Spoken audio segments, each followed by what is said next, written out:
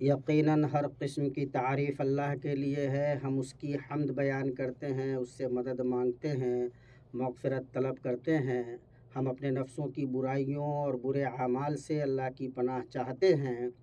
جسے اللہ ہدایت دے اسے کوئی گمراہ کرنے والا نہیں، اور جسے وہ گمراہ کرے اسے کوئی ہدایت دینے والا نہیں۔ میں گواہی دیتا ہوں کہ ایک اللہ کے سوا کوئی معبود برحق نہیں، اس کا کوئی شریک نہیں، اور میں گواہی دیتا ہوں کہ محمد اللہ کے بندے اور اس کے رسول ہیں۔ اللہ کا فرمان ہے، اے ایمان والو، اللہ تعالیٰ سے اتنا ڈرو جتنا اس سے ڈرنا چاہیے، اور دیکھو مرتے دم تک مسلمان ہی رہنا۔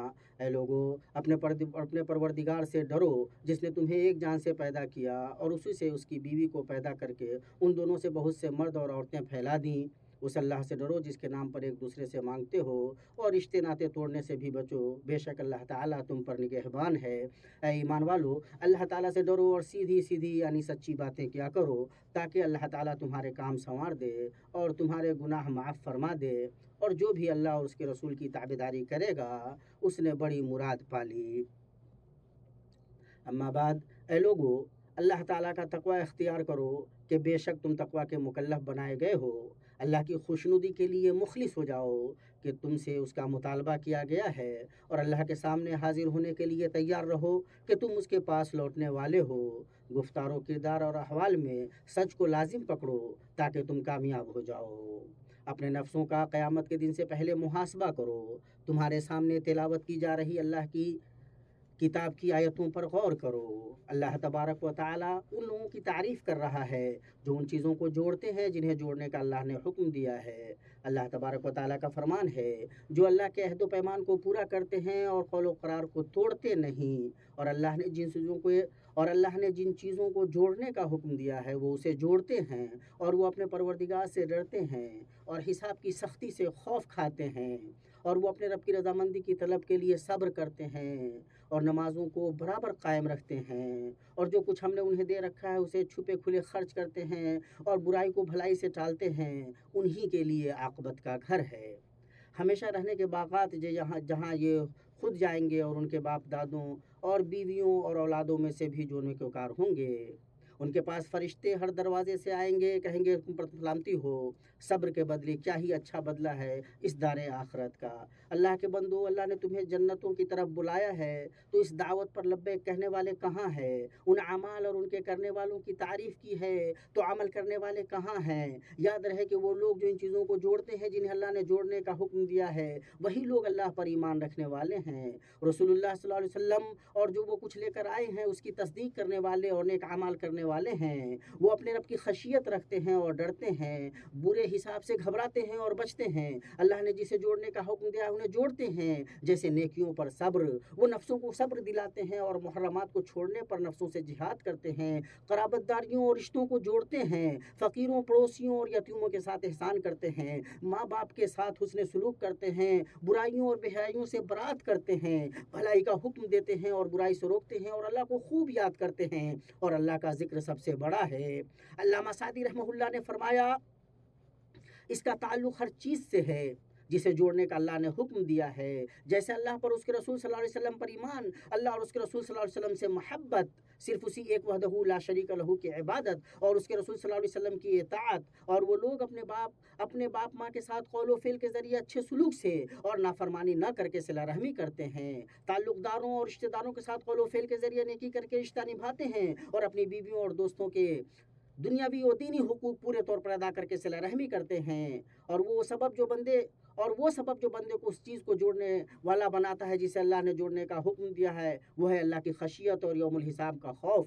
اسی لیے اللہ تعالیٰ نے فرمایا وہ اپنے پروردگار سے ڈرتے ہیں، چنانچہ اللہ سے ان کا یہ ڈر اور حساب کے دن اس کے حضور آنے کا خوف انہیں روکتا ہے کہ وہ اللہ کی معصیت کی جرات کریں۔ اسی طرح سزا کا ڈر اور ثواب کی امید انہیں روکتی ہے کہ اللہ نے جن چیزوں کے کرنے کا حکم دیا ہے وہ ان میں کوتاہی کریں۔ اللہ کے بندو، اللہ کا تقوی اختیار کرو، پہلے ہی سے اپنے نفسوں کے لیے نیکی پیش کرو، تم اسے پاؤ گے، اور موت سے فوت ہونے والی نیکیوں پر حسرت سے بچو، بات کے لیے پہلے عمر کرو، اور ان لوگوں کی طرح نہ ہو جاؤ جو مر گئے اور ان کے صحیفے گناہوں سے سیاہ رہے۔ انہیں امید اور ٹال مٹول نے دھوکے میں رکھا، اگر انہوں نے بدلے کا خیال رکھا ہوتا تو اس کے لیے تیاری کی ہوئے ہوتے۔ اللہ ہمیں گناہوں کی گندگی سے پاک کرے، اور ہم نے جو بڑے بڑے گناہ کیے ہیں انہیں معاف فرمائے۔ اے اللہ، ہمیں قرآن عظیم میں برکتوں سے نواز، اس میں موجود آیتوں اور حکیمانہ ذکر سے ہمیں فائدہ پہنچا۔ اے اللہ، تو اپنے ذکر، شکر اور حسن عبادت عبادت پر ہماری مدد فرما، اے اللہ ہمیں رشد و ہدایت سے نواز اور ہمیں اپنی طرف سے رحمت عنایت کر اور ہمیں ہمارے معاملے کی ہدایت نصیب کر، اے اللہ ہمیں اپنے پاس اچھے طریقے سے لوٹا۔ میں وہ کہہ رہا ہوں جو تم نے سنا، اور میں اپنے لیے، تمہارے لیے اور تمام مسلمانوں کے لیے اللہ سے مغفرت طلب کرتا ہوں۔ تم بھی اللہ سے مغفرت طلب کرو، بلا شبہ وہی بخشنے والا بڑا مہربان ہے۔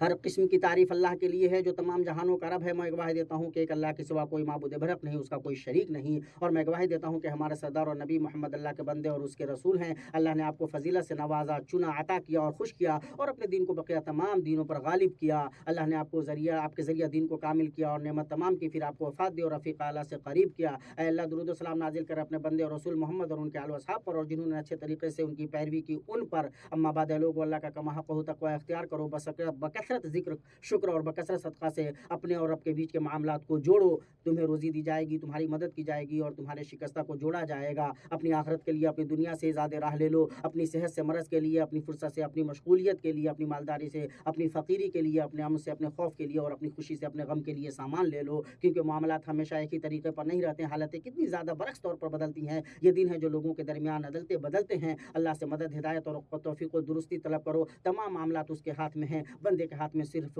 اسباب کا انجام دینا ہے۔ اللہ سے خوب دعا کرو، استغفار کرو اور اس کی طرف رجوع کرو۔ اللہ کی اطاعت اور رسول اللہ صلی اللہ علیہ وسلم کی اطاعت سے اللہ کا تقرب حاصل کرو۔ مسلمانوں، اللہ نے ہمیں ایک ایسی بات کا حکم دیا ہے جس کی شروعات خود اپنی ذات سے کی ہے۔ فرمایا اللہ تعالیٰ اور اس کے فرشتے اس نبی پر رحمت بھیجتے ہیں، ایمان والو تم بھی ان پر درود بھیجو اور خوب سلام بھی بھیجتے رہا کرو۔ اور آپ صلی اللہ علیہ وسلم نے فرمایا جس نے مجھ پر ایک بار درود بھیجا، اللہ اس پر 10 مرتبہ درود بھیجے گا۔ آپ صلی اللہ علیہ وسلم سب سے زیادہ متواضع انسان تھے، تمام حالتوں میں سب سے زیادہ نفع بخش تھے، محضر حلال کھاتے اور اپنی کریمانہ نفس پر ضرورت مند اور اہل عیال کو ترجیح دیتے، اس معاملے میں جو ہوتا اسے واپس نہیں کرتے اور جو نہ ہوتا اس کا تکلف نہیں کرتے۔ اللہ درود و سلام نازل فرما اپنے بندے اور رسول ہمارے نبی محمد پر، اور اللہ انہیں مقام محمود پر پہنچا اور انہیں وسیلہ، فضیلت اور بلند و بالا درجہ عطا فرمائے۔ اللہ تو راضی ہو جا چاروں خلفاء مخلص و یکسو خلفائے ابو بکر، خلفائے راشدین ابو بکر، عمر، عثمان اور علی سے، اور اپنے نبی کے بقیہ تمام صحابہ سے اور ان کے طیب و طاہر اہل خانہ سے، اور جو درست طریقے سے تا قیامت ان کی پیروی کرے ان سے۔ اے اللہ تو اپنے احسان و کرم سے ہم سے بھی راضی ہو جا، اے ارحم الراحمین۔ اے اللہ ہم تجھ سے دعا کرتے ہیں کہ تو اسلام کو غلبہ عطا کر،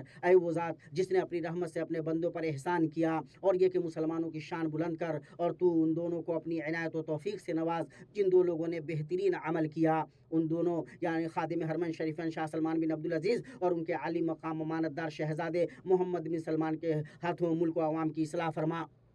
اے اللہ مسلمانوں کے تمام سربراہوں کو اپنی کتاب اور اپنے نبی صلی اللہ علیہ وسلم کی سنت پر عمل کرنے کی توفیق دے۔ اے اللہ سرحدوں پر تعینات ہمارے سپاہیوں کی حفاظت فرما۔ اے اللہ ان کی ہمتیں مضبوط کر، ان کے نشانے درست لگا۔ اے اللہ ان کے دشمنوں کو مغلوب کر اور سرکش قوم پر انہیں فتح یاب کر۔ اے رب العالمین، اے اللہ، اے رب العالمین، اے اللہ حی قیوم، اے وہ ذات جسے نہ اونگ آتی ہے اور نہ نیند، کہ تو ہمارے مانگنے والے اور محروم کو عطا کر۔ اے اللہ ہم تجھ سے سوال کرتے ہیں، ہمیں حلال پاکیزہ رزق عطا کر۔ اے وہ ذات کہ جب وہ کسی چیز سے کہتی ہے کہ ہو جا تو وہ ہو جاتی ہے۔ اے اللہ تو ہمیں اپنی اطاعت و فرما برداری کی توفیق دے، اور اس چیز کی توفیق دے جو تو چاہے اور جس سے تو راضی ہو۔ اے اللہ ہمارے دلوں کو شرک، نفاق، حقد و حسد، لالچ، بغض و عداوت سے پاک کر۔ اے اللہ ہمیں حسن خاتمہ نصیب کر، ہمیں کلمہ لا الہ الا اللہ محمد رسول اللہ پر وفات دے۔ زندہ مردہ مومن مرد و خواتین، مسلم مرد و خواتین کو بخش دے۔ یقیناً تو سننے والا، دعائیں قبول کرنے والا ہے۔ اے اللہ ہمیں بارش اور رحمت سے سیراب کر۔ اے اللہ ہمیں بارش اور رحمت سے سیراب کر اور ہمیں نا امیدوں میں سے نہ بنا۔ اے اللہ ہم تجھ سے مغفرت طلب کرتے ہیں، بے شک تو بڑا بخشنے والا ہے۔ ہم پر آسمان سے موسلا دھار بارش برسا۔ اے اللہ ہم تیری مخلوقات میں سے ایک مخلوق ہیں۔ اے اللہ ہم تیری مخلوقات میں سے ایک مخلوق ہیں، ہمارے گناہوں کی وجہ سے ہم سے اپنا فضل نہ روک۔ اے اللہ تو اپنے بندوں، ملک اور چوپایوں پر رحم کر، اپنی رحمت پھیلا، مردہ شہر کو زندہ کر۔ بلا شبہ تو ہر چیز پر قادر ہے۔ अल्लाह के बंदो खूब अल्लाह का ज़िक्र करो, यकीनन उसी से दिलों की ज़िंदगी है और उसी से गुनाहों की मग़फ़िरत होती है। अल्लाह तबारक व तआला का फ़रमान है बेशक अल्लाह का ज़िक्र बहुत बड़ी चीज़ है, तुम जो कुछ कर रहे हो उसे यकीनन हर किस्म की तारीफ़ अल्लाह के लिए है, हम उसकी हम्द बयान करते हैं, उससे मदद मांगते हैं, मग़फ़िरत तलब करते हैं। हम अपने नफ्सों की बुराइयों और बुरे अमाल से अल्लाह की पनाह चाहते हैं। जिसे अल्लाह हिदायत दे उसे कोई गुमराह करने वाला नहीं और जिसे वो गुमराह करे उसे